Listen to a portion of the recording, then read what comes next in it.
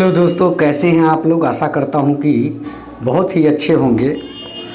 आज का यह वीडियो आप लोगों के लिए बहुत ही खास होने जा रहा है, क्योंकि इसमें जो चीज़ें टेकअप की गई है वो आपके परीक्षा से रिलेटेड है और आपको एक सरल भाषा में इस सारे टॉपिक के बारे में बताई जाएगी। क्योंकि बहुत सारे मैंने चैनल्स पे या फिर बुक में यही देखा है कि भाषा का प्रॉब्लम हो जाता है, लोगों को हिंदी समझने में प्रॉब्लम हो जाती है, जिसके वजह से आप जो कॉन्सेप्ट होता है वो आप क्लियर नहीं कर पाते। तो आज का ये वीडियो इसलिए भी खास है कि इसमें आपके जो कॉन्सेप्ट है उसको क्लियर कराने की पूरी कोशिश हमारे तरफ से की जाएगी। तो सबसे पहले मैं बता दूं कि आज का टॉपिक जो रहेगा लर्निंग डिजेबिलिटी का टॉपिक रहेगा, अधिगम अक्षमता के बारे में रहेगा। जी हाँ, इसके लिए हमारा रिक्वेस्ट होगा आप लोगों से कि प्लीज़ आप लोग हमारे चैनल को ज़रूर सब्सक्राइब करें, क्योंकि मैं जानता हूं कि आज का वीडियो आप लोग को बहुत पसंद आने वाला है। और वीडियो अच्छा लगता है, मन में कोई कन्फ्यूज़न है तो प्लीज़ कमेंट के माध्यम से पूछें। अच्छा लगता है तो लाइक ज़रूर करें। वीडियो को ज़्यादा से ज़्यादा शेयर करने का प्रयास करें, ताकि आप जैसे अभ्यर्थी जो सीटेट बार बार दे रहे हैं और पास नहीं कर पा रहे हैं उनके लिए हेल्पफुल होगा यह वीडियो। इसलिए प्लीज़ इस वीडियो को ज़्यादा से ज़्यादा सब्सक्राइब करें।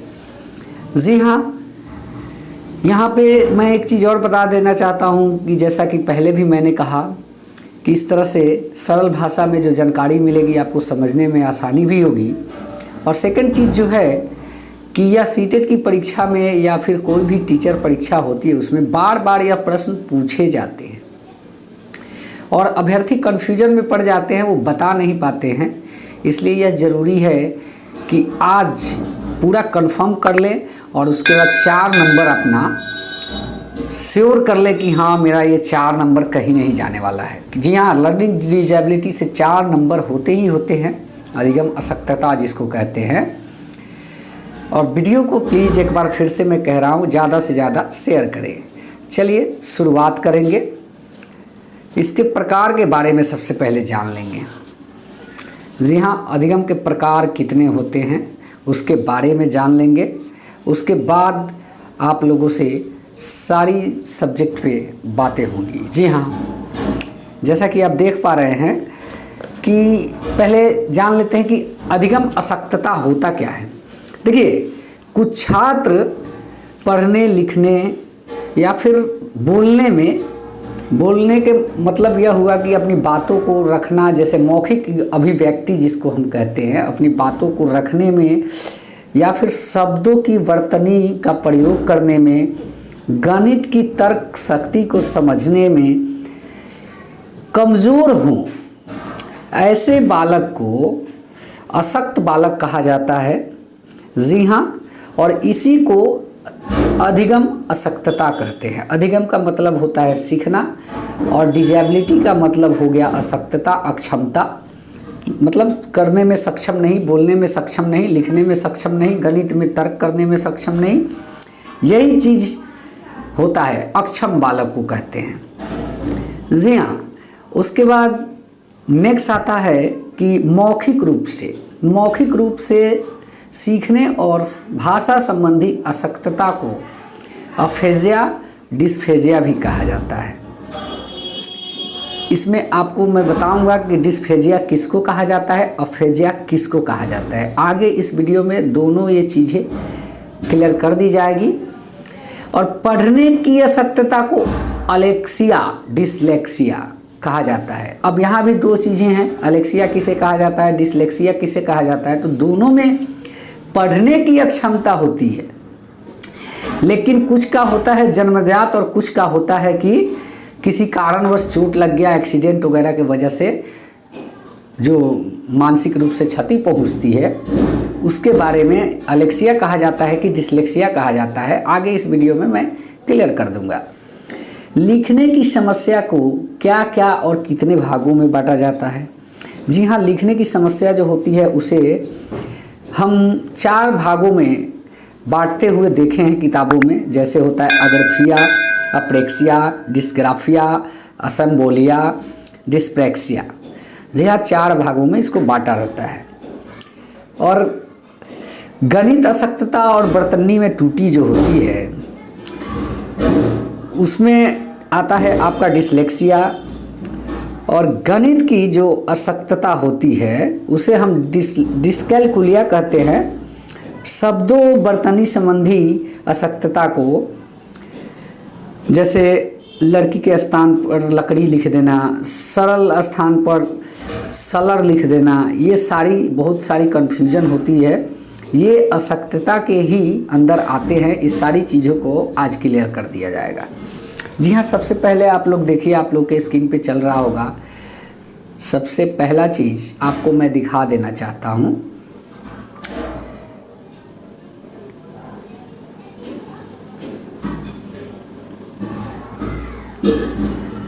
यहाँ पे आप देखिए, पहला ऑप्शन अफेजिया, भाषा एवं संप्रेषण को अफेजिया कहा जाता है।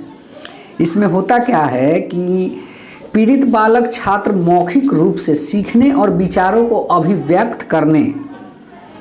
अभिव्यक्ति प्रदान करने में कठिनाई का अनुभव करते हैं। सामान्यतः मस्तिष्क में किसी भी प्रकार का, देखिए अफेजिया में जो होता क्या है कि इसमें पीड़ित छात्र जो है विचारों को अभिव्यक्त नहीं कर पाता है।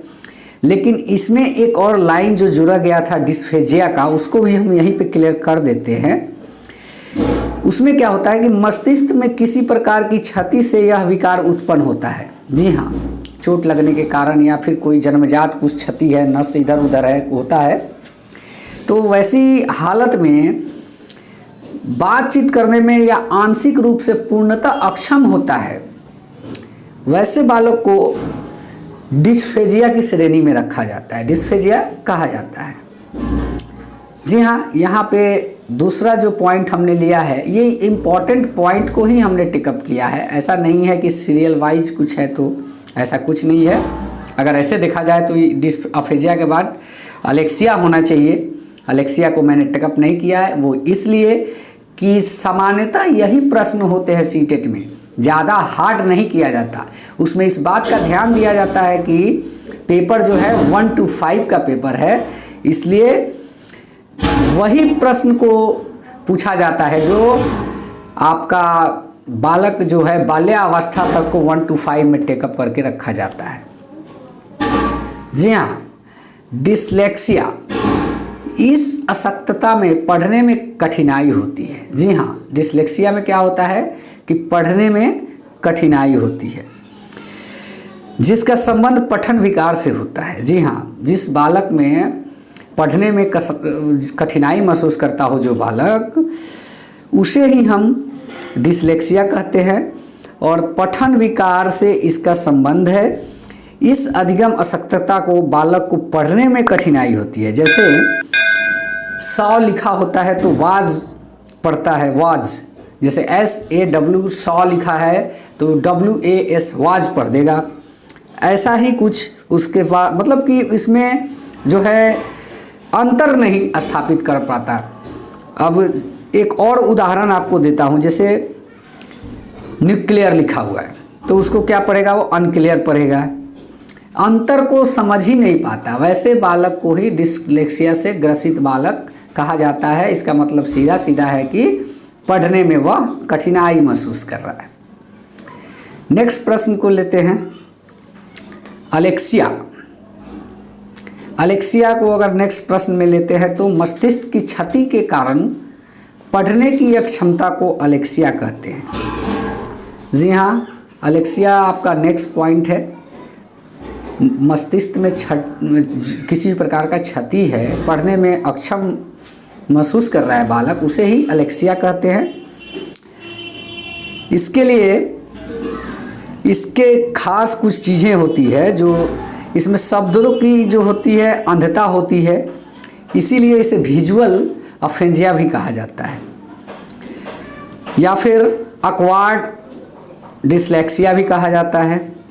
अलेक्सिया के कारण अफेजिया, डिस्ग्राफिया जैसी अधिगम अशक्तता होना भी संभव है। अगर अलेक्सिया है तो डिस्फेजिया जैसे भी हालत बालक में हो सकता है, ये संभव है। और दूसरी चीज़ डिस्ग्राफिया यानी कि लिखने में भी अपने आप में कठिनाई बालक महसूस करेगा।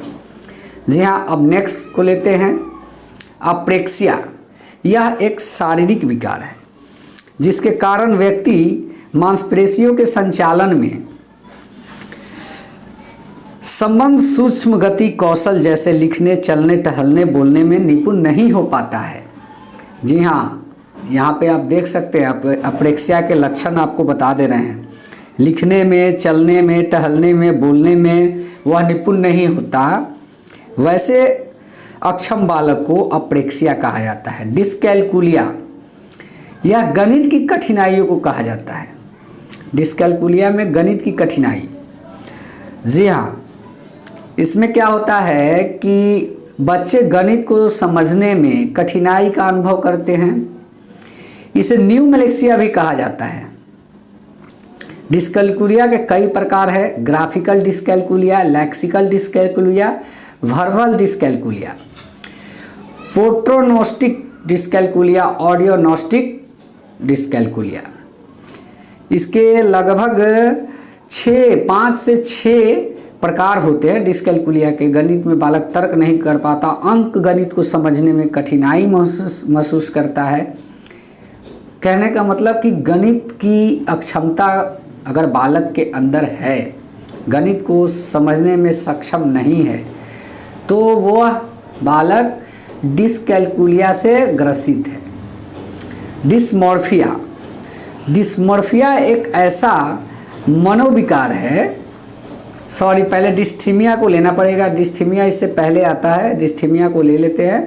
गंभीर तनाव की अवस्था को कहा जाता है। जी हाँ, डिस्थीमिया में गंभीर तनाव की अवस्था होती है। मनोविकार का प्रतिकूल प्रभाव बालक के अधिगम पर पड़ता है। जैसा उसका मानसिक तनाव होगा उसी हिसाब से उसके पढ़ने, लिखने और सीखने में भी अधिगम, ये सीधा कहिए अधिगम पर उसका प्रभाव पड़ता है।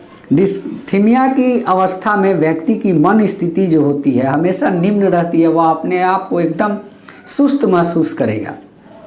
डिस्मॉर्फिया, डिस्मॉर्फिया में क्या होता है, नेक्स्ट को टेकअप करते हैं। डिस्मॉर्फिया में होता है कि एक ऐसा मनोविकार है जिसमें व्यक्ति में यह भ्रम हो जाता है कि उसके शरीर के कुछ अंग बहुत छोटे या अपूर्ण हैं। वह अपने शरीर के विभिन्न अंगों की तुलना दूसरे लोगों से करने लगता है।